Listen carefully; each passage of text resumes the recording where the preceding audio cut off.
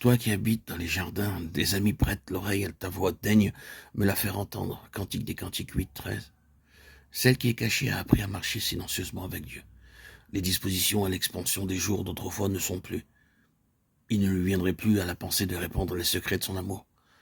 La vie cachée dans le cœur de Dieu est une vie profonde et silencieuse. Lorsque Dieu parle, c'est dans un but déterminé à son contact. L'âme apprend à garder le silence.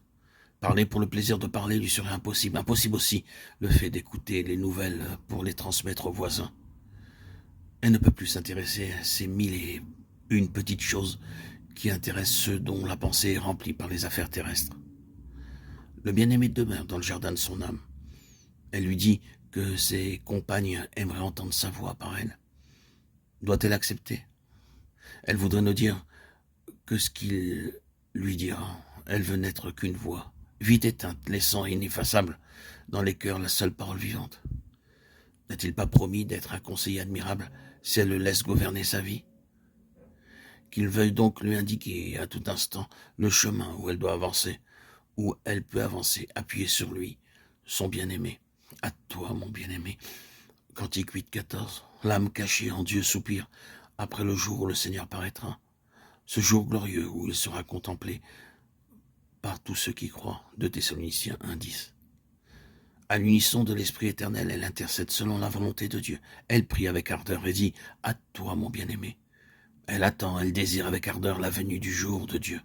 Selon sa promesse, elle attend de nouveaux cieux et une nouvelle terre où la justice habite. 2 Pierre 3, 12, 13.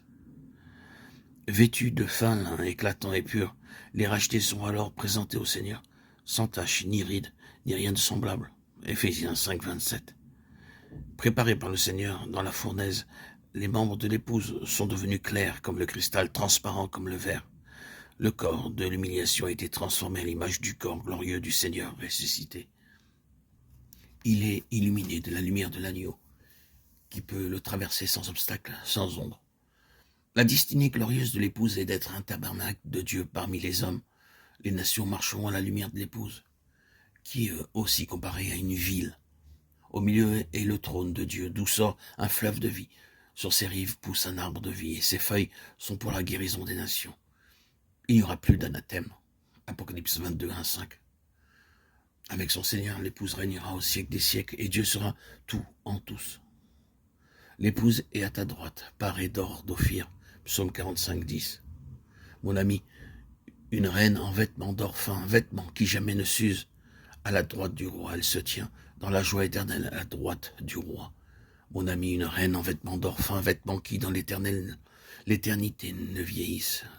Tout près du roi, tandis que jouent les harpes, que montent les cantiques. Près, tout près du roi. Mon ami, une reine en vêtements d'or fin achetée au calvaire et d'un prix infini. La justice de Christ est la robe glorieuse, splendide, sans couture, la robe de sa justice. Mon ami, une reine en vêtements d'or fin, elle en est revêtue dans les années terrestres. Les dards de l'ennemi ne peuvent traverser cette robe, éternelle robe toujours nouvelle. Mon ami, une reine en vêtements d'or fin, que rien ne peut ternir, que rien ne peut vieillir. À la droite du roi se tient pour accomplir toute sa volonté, à la droite du roi. Poème de Jean Péry.